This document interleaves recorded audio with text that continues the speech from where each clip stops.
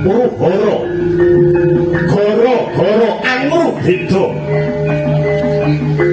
tembung prasetya wus-wusna kasetyan ilang bareng lakune jaman kang kebak ing kacintrakan kidung serating jalma rubuh mung karana lamise wanita jare wanita papan paraning rasa asih lan sedya jare putri iku dadi panuntuning tresna suci kang tuwuh sajroning sanubari nanging tresna kadya toya lan wisa toya bisa anyeger rasa wisa bisa karya bubrahing raga nalar bisa buyar angen-angen rusak merga ngoyak ing katresnan ginurit sanggit lungit jalma putra Dewi Hawa raga papa jiwa raga angin dam branto kadya kembang kang siniram baru beksi anggeledo anggodo andun sari sak marga-marga maweh leburing gubuk penceng tuwa pertapan jati srana kang ngedeng iupi si kumbang kang layu ngelako baring asmara dumatesing banyu katresnan kang awah kanestan tetese banyu ramban kang awah kadilakan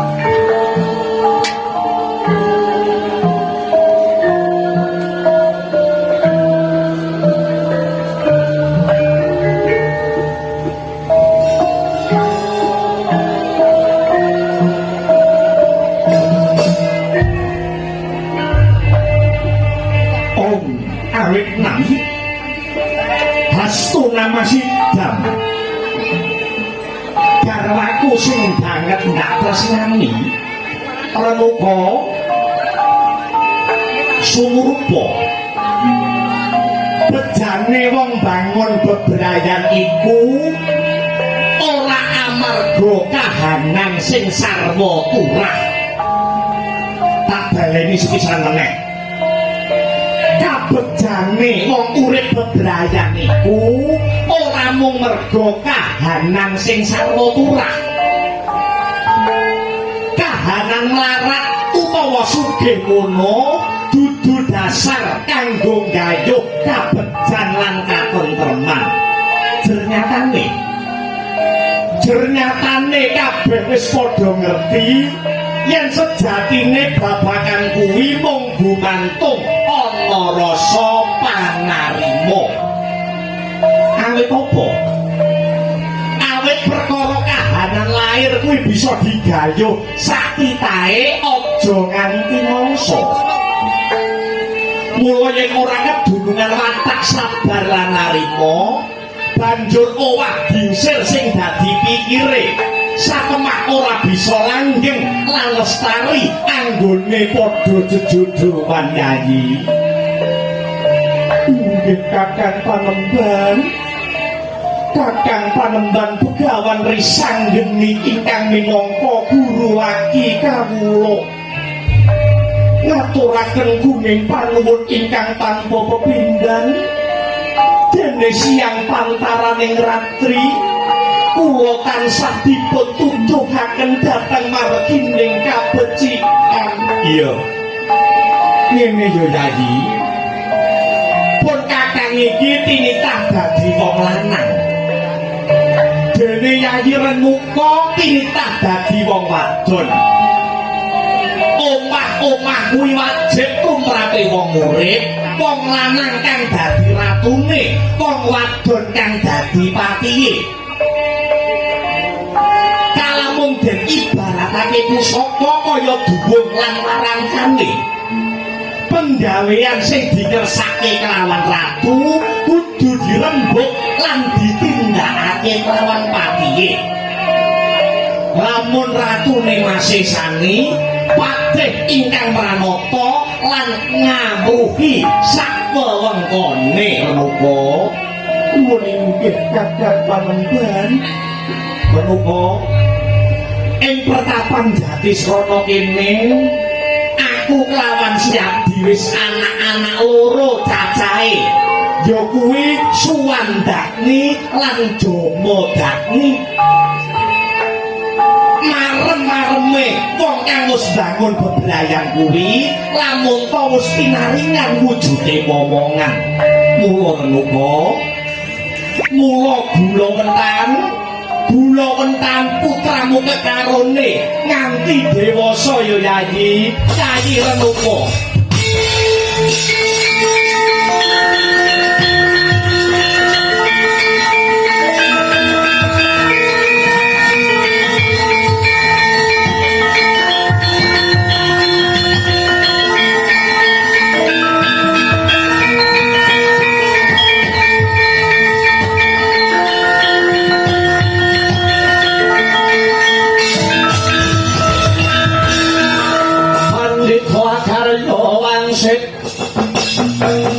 Pindha gombang ngajaping tawang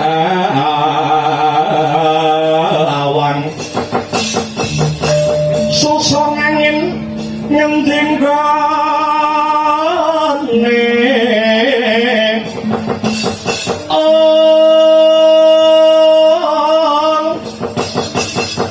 yang kalian kampung wekasane langit Jaladri di sini bumbung wong-wong lan gigiring bung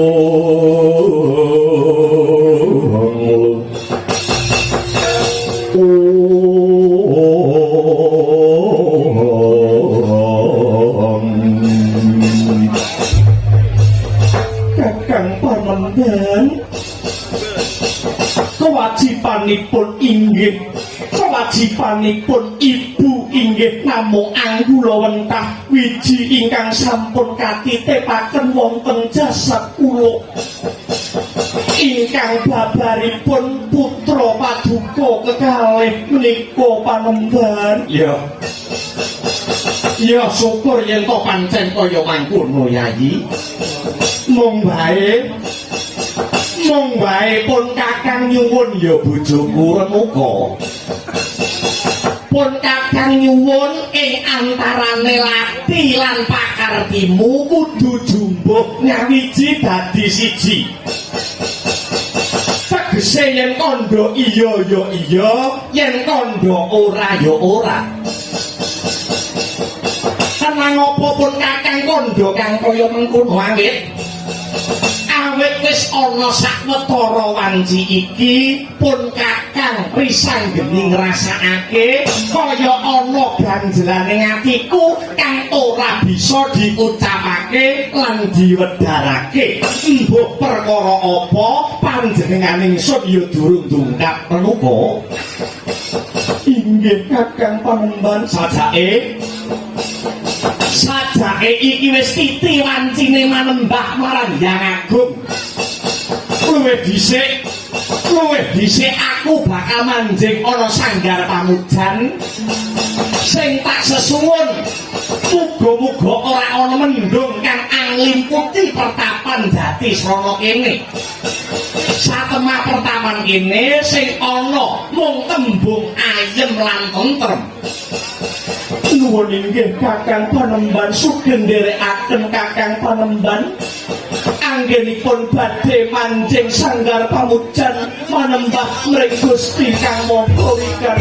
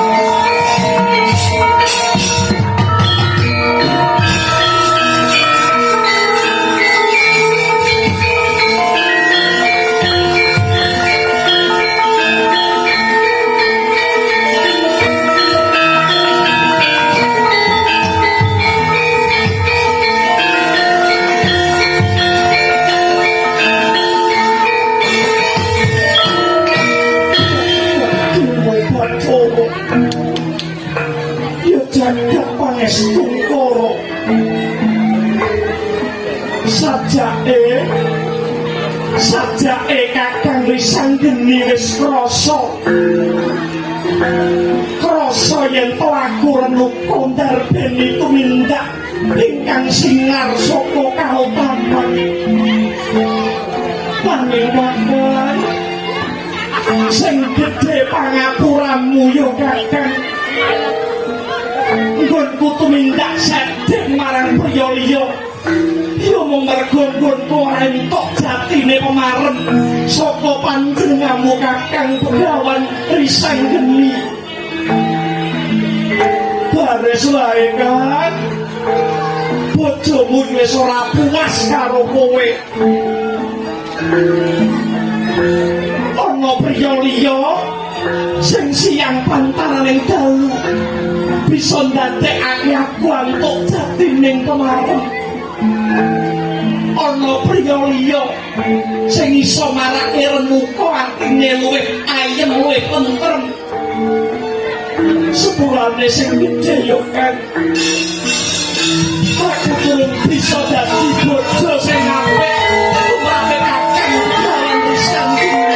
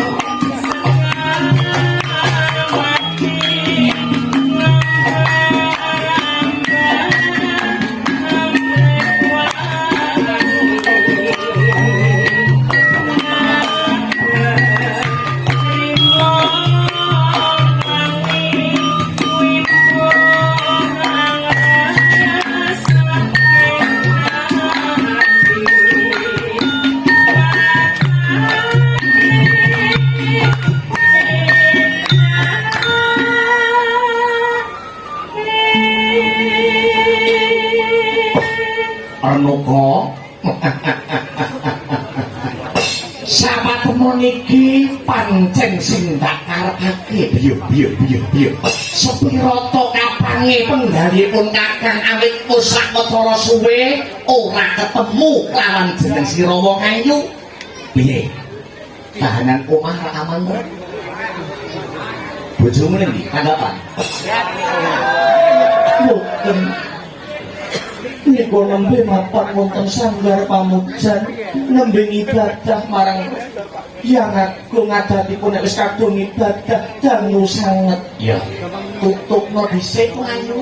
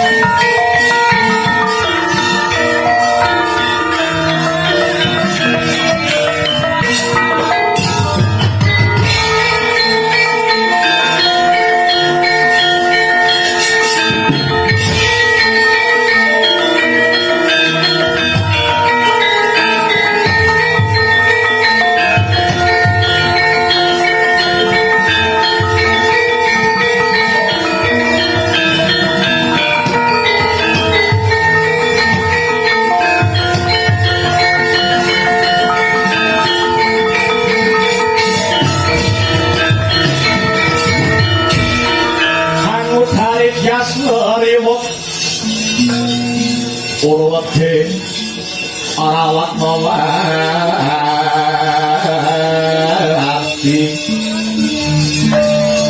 wedi lamun kauningan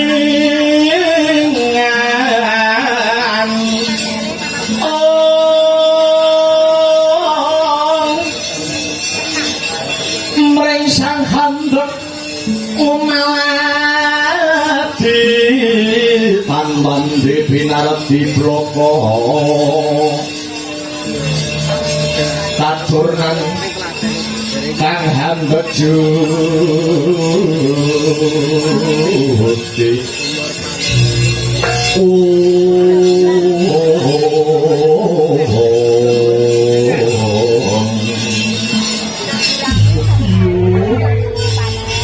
jane dedek pengawak panjenengan inggih boten sepinten tok nanging kok tandang grayang ngedap-edapi ngaturaken panuwun nggih Kakang Adipati Citrarata ingkang sampun tresnani kula renuka lair krusing batin boten ketang sewulan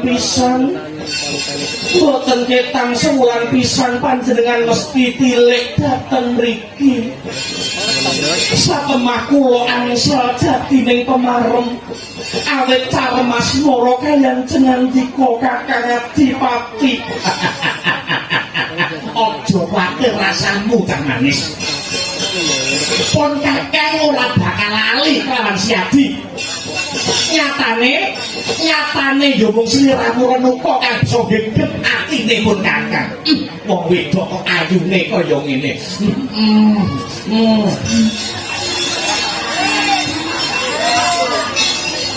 Wis, pun Kakang tak pamit dhisik ya Cang Ayu, Cang Manis, ayuku, cantikku, senengku, ae.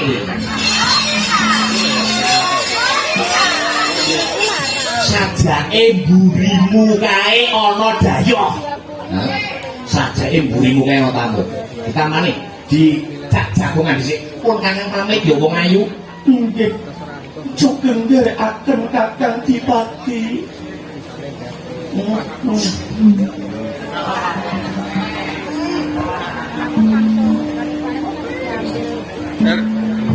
Kakang Panembahan.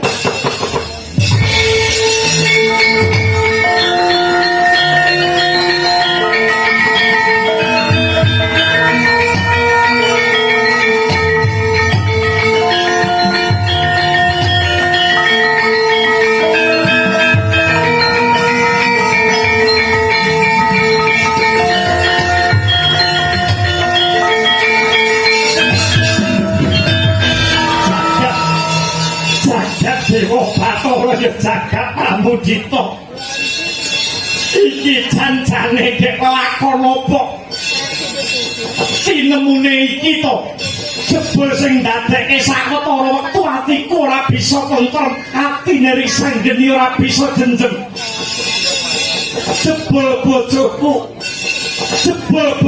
singlar saka angger-angger singlar saka aturane agama lan aturane negara. Oh renuka kowe kuwi bojoku dene kowe sing ngadeni wong lanang liya renuka tinemune jebul wiwit biyen nganti saiki aku mau ngopeni aku mau ngragati wong wedok sing kendhok kembene tok lonte.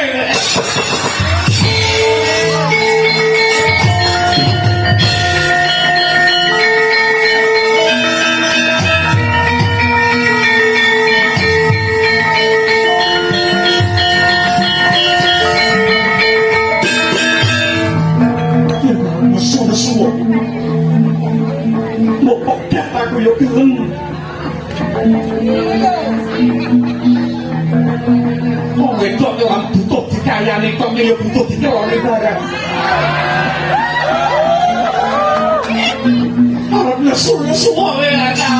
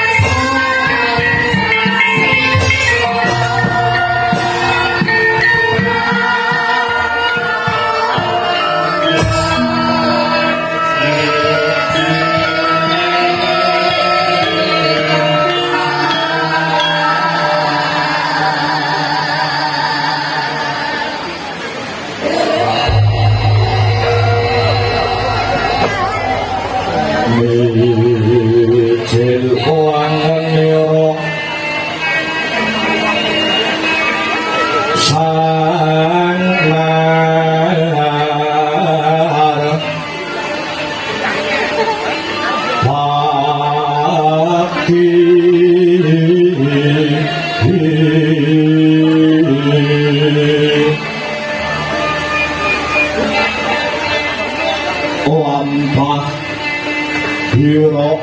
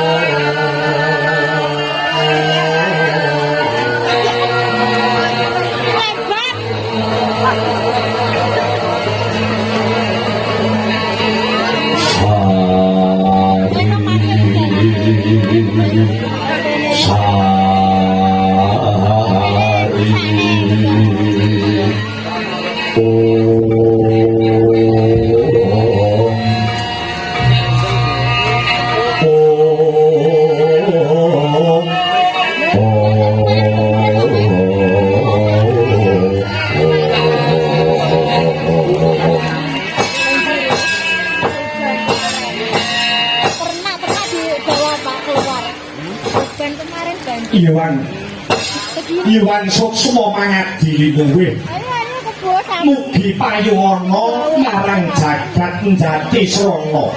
Aduh sinuwun jimat pengayoman kula sanget boten nginten bilih paduka sinuwun Kanjeng Koko Prabu kepareng rawuh wonten ing pertapan Jati Srana. Sepinten to bombong bingaing ingkang rayi langkung rumiyin kula ngaturaken sembah pangabekti mugi kunjuk wonten sahandhap pepoda paduka Kanjeng Koko Prabu miwah sinugata ingkang lingga murda rawuh paduka Kanjeng Koko Prabu.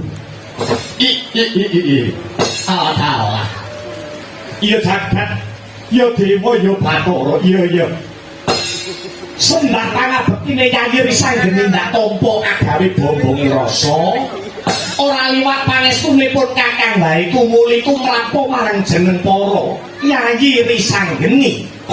Oh inggih dahat pamundi kula hingga jimat paripit mugi andayanana katentreman sumrambah kula warga ing Jati Srana mriki. Duh Koko Prabu boten mantra-mantra paduka ingkang kepareng rawuh dhateng pertapan Jati Srana prasasat dewaning kabahagian ingkang ngarsa ambabar karahayon ingkang mekaten sepisan malih kula ngaturaken panuwun duka Prabu. Iya Yayi. Yayi Risanggeni tiba sepadha-padha. Sasampunipun asap punang liwe, tumata punang huswa. Keparenga paduka Jeng Koko Prabu enggal paring dawuh. Menggah rawuh paduka Jeng Koko Prabu mapan wonten ing pertapan Jatisrana mriki. Yayi. Pun kakang iki rumangsa mongkok Rama Prabu biyen kagungan putra loro cacahe ora ana liya ya mumpun kakang kang saiki dadi ratu ana negara Maespati jejuluk Prabu Heryawadi. Tah putra keloro ya kuwi jeneng sira Yayi Risanggeni. Dene si Adi ya duwe putra loro cacahe uga mijil kakung kaya dene nunggak semi lawan Rama Prabu biyen. Ora liya anakmu ya kuwi Siswandagni lan Jamadagni. Yayi Begawan waliken rasamu Yayi Risanggeni. Nadyan si Adi jinejer dadi Brahmana. Nadyan Siadi jinejer dadi Brahmana nanging jeneng sira iku dadi parampara kraton uga kalebu pangembat negara ana ing praja Maespati iki. Dadi Siadi uga duweni kewajiban tanpa beda kaya pun kakang ya kuwi melu mranata laksitane lekas maju munduring pemerintahan kang sarta amis dadining kahanan ing negara Maespati. Kamangka Yayi, kamangka pun kakang tansah kelingan apa sing dadi dawuh pangandikane Swargi Rama Prabu Dutruwuhun kang jlentrehe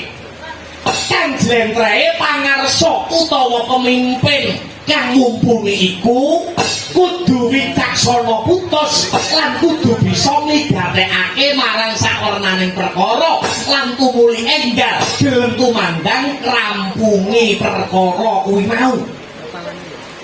Kuwi pangarsa utawa pemimpin kang mumpuni sabanjure ya Yayi. Wong kang wis pinercaya dening lapisaning masyarakat supaya ngatur kendho kencenging pernatan amis bajining negara ya ratu ya nayaka ya pangembat raja kuwi kewajibane padha wae Yayi.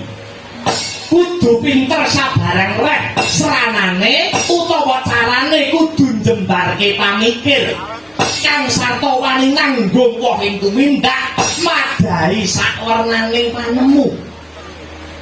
Landhep sing dadi ciptane, landhep sing dadi panggraitane kang sarta tangguh lan gelem mawas diri. Apa dene pinter ngudari ruwet ingkang adhedhasar adil lan bener. Ditambah maneh Yayi kudu bisa manjing ajur ajen. Mula ya Yayi. Mula saka gagasanipun kakang dudu rakyate sing dikudokke padha lan manut menyang ratune nanging kudu diwalik. Pangarsa utawa pemimpin kudu tansah budidaya manunggal lan madai isi atine bangsa jumbuh nglawan kemajuane jaman Yayi.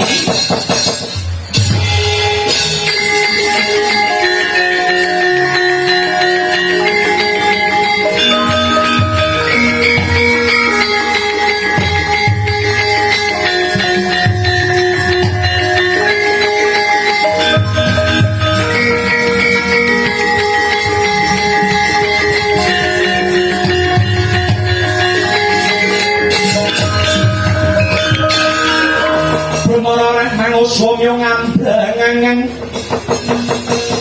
abdi karonaning kaswasih ring marga Malagung Aresang Gondo Mastrat mojo leng-leng lalu manguladi Soraya mangang sang surya mangrangsang wayah umyus amara wayahanto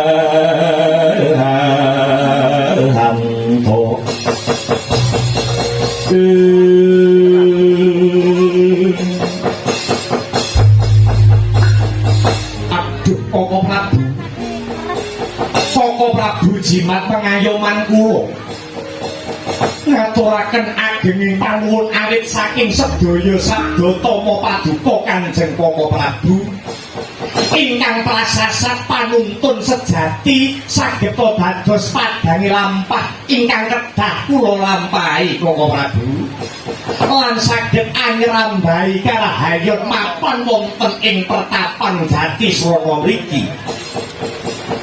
Yayi Begawan iya saiki seje sing dirembug Yayi sejatine sakliyanipun Kakang mung bakal tilik marang kayuwanane Yayi Begawan Risang geni lan uga sakliyanipun Kakang nambani rasa kangenku marang keluarga ing Jati Srana. Sayektine aku kaya ngrasa yen to ana pertapanmu kene ana mendung peteng kang anglim putih. Mula Yayi kula aja ndadak nganggo wigih araringa mara enggal siadi matura lawan pun Kakang aja nganti ana babakan sing ndok tutup-tutupi kaya dene sok glogok banyu bathok ora mawa tedeng aling-aling lan aling-aling tedeng. Mara coba Yayi enggal matura krana wis ana pitung sapa temon kraton iki Yayi Panembahan ora anetepi wajib sibuk lungguhi kelungguhanmu ana negara Mestati kabeh mau nukulake rasa jubriyanipun Kakang janjane ana apa to Yayi? Aduh Koko Prabu sewu lepat diagung pangaksama paduka astanipun waleh-waleh menapa jumbuh kalian dawuh pangandikane paduka Koko Prabu ingkang nyata waskita ing esti samukawis wonten babakan ingkang anjalari ribet lan ruweting penggalih kula mboten sanes kejawi namung kawontenan kula ingkang jinejer dados tiyang sepuh mapan wonten ing pertapan Jati Srana mriki. Duh Koko Prabu estonipun waleh-waleh menapa wonten tiyang estri ingkang sampun omah-omah tegesipun sampun winengku ing kakung malah kepara sampun anggadhahi putra nanging tiyang estri kala wau masih seneng laku sedeng bandrek selingkuh kesenenganipun saresmi kalian priya ingkang dede bojonipun. Duh Koko Prabu kula ingkang mekaten kala wau ripalenggan sak mangke ngantos dados kembang lambe mahanani horeng swasana pertapan Jati Srana mriki satemahanipun kakungipun boten trimah wekasan budhak dhateng kula supados nibakaken paukuman dhateng wanita kala wau menawi kanthi dasar aturan negara mestinipun kedah kapatrapan pidana nanging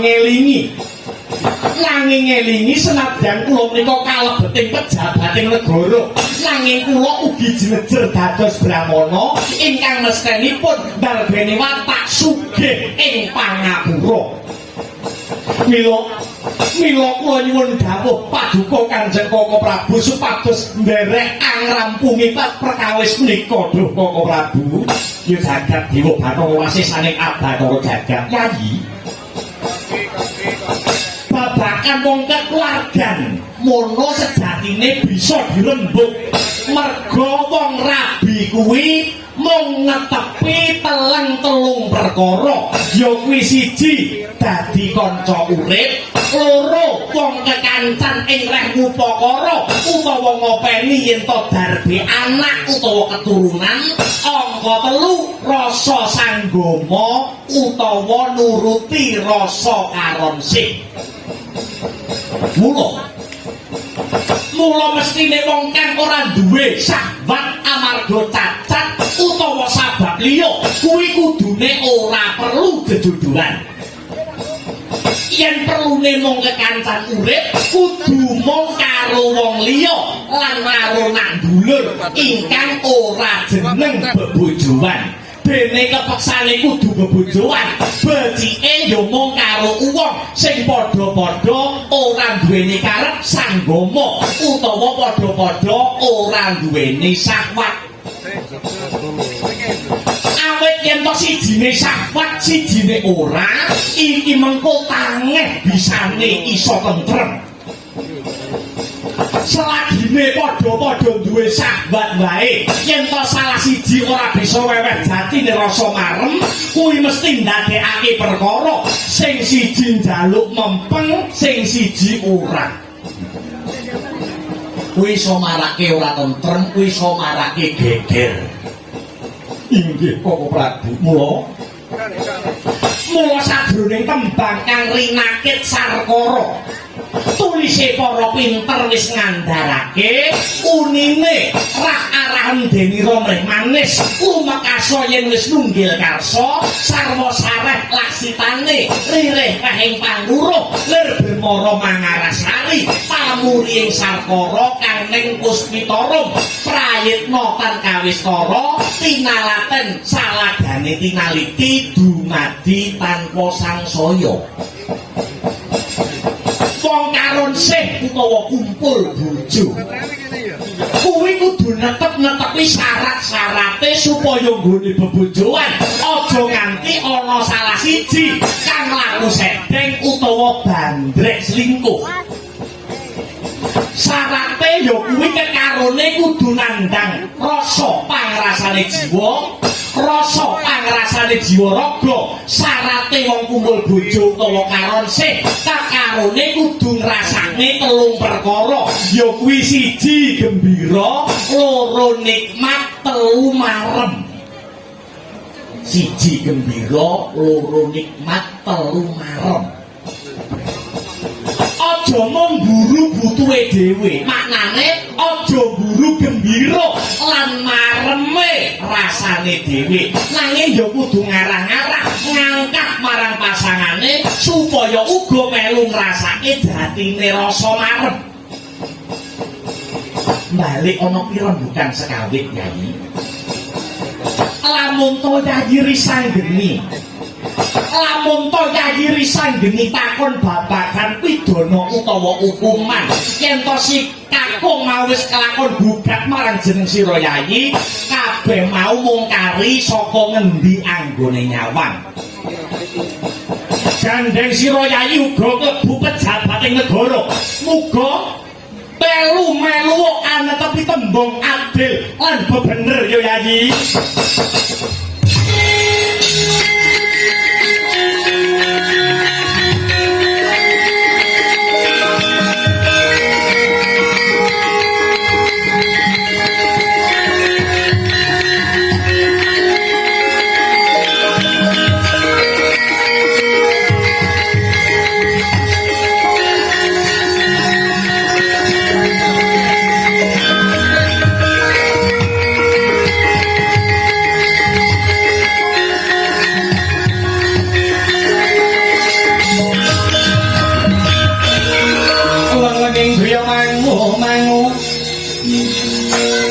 mangun kung kanggo kanuling man ular leno tanpa kaniki ular leno tanpa kanin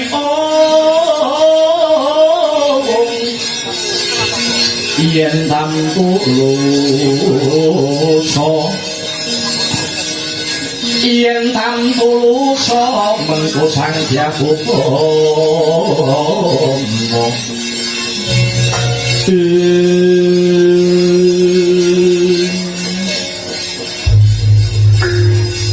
Koko Prabu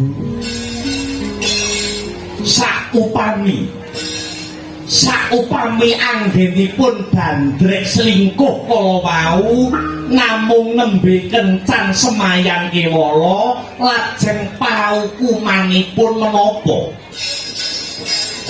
yen to lagi kencan semayan mongko durung lakoni apa-apa kuwi manut aturan Maespati cara kuna wis dipecut disabet nganggo ri penjalin kaping 7 nggih lajeng menawi anggenipun kencan semayan malah sampun kelampahan kaping setunggal minggahipun kaping kalih yen wis kencan semayan kaping pisan utawa ping pindho kudu dipecut nganggo pecut wesi kaping 10 banjur dipepe ning panasan suwene 3 dina nggih lajeng upaminipun anggenipun bandrek selingkuh kalian priya sanes kala wau sampun marambah makaping-kaping mongko sampun dituturi tetep mboten gugu nek ora gugu dikandhani mongko wis marambah makaping-kaping kuwi kudu diketok tangane menawi sampun marambah makaping-kaping mongko nyatanipun malah semu ngece lan ngina dhateng kakungipun punika pidananipun menapa ora jane wis apa to kok anek cah wedok mamah kendali mangan ati wis apa